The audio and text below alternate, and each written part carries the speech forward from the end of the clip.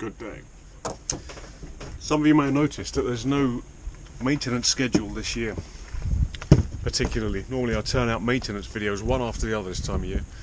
Not this time, and that's because I'm not getting lifted out because I don't want to get trapped ashore again. I have of course been doing little jobs as they come up and trying to finish things that I've half started in the summer. I've replaced the doors with washboards. I've finally fitted Roco grab rails that I made in the summer. There they are, look, they look nice. And the next thing I'm going to tackle is rebedding, or refixing really, this Genoa track.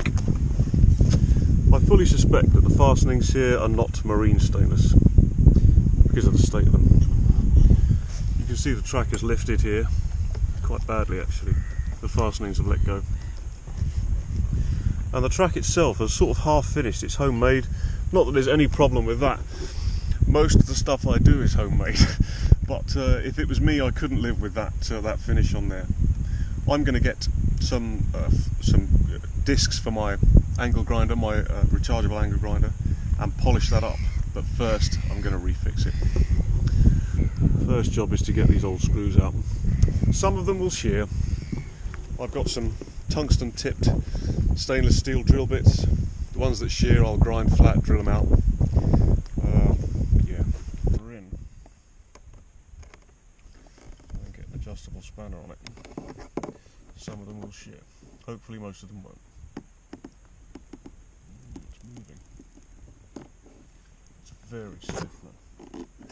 I can work it backwards and forwards a bit and see if I can loosen it up a bit. That's sheared, I think that's probably sheared, yeah. And so, in pursuit of a well-fixed Genoa track, it's time for a bit of drill and fill. Radical.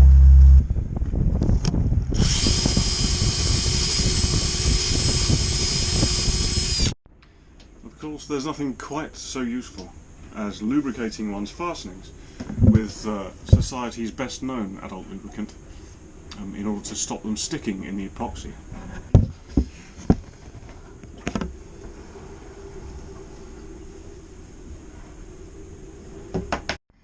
So here's a Calpol syringe that I've drilled the end out of so that I can suck epoxy up into it and squirt it into the holes in measured doses.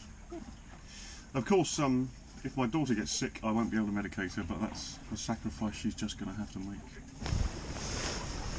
Performs the injection. The wind is going to be horrendous out here and there's nothing I can do about it. Oh. Fail. Complete fail, man.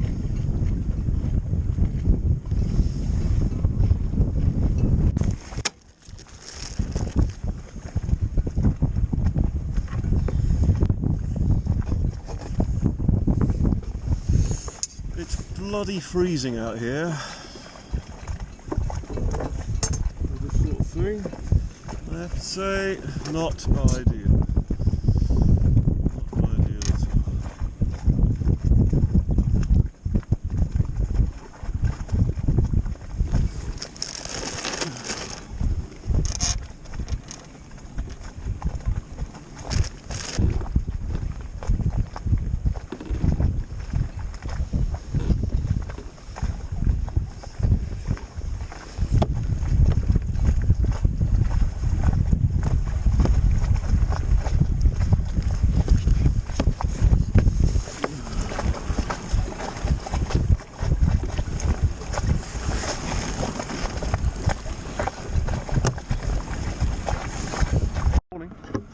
The time has come.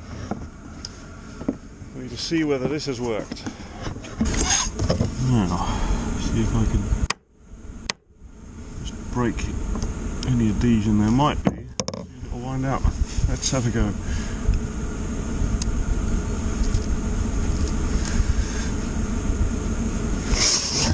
I was thinking about it.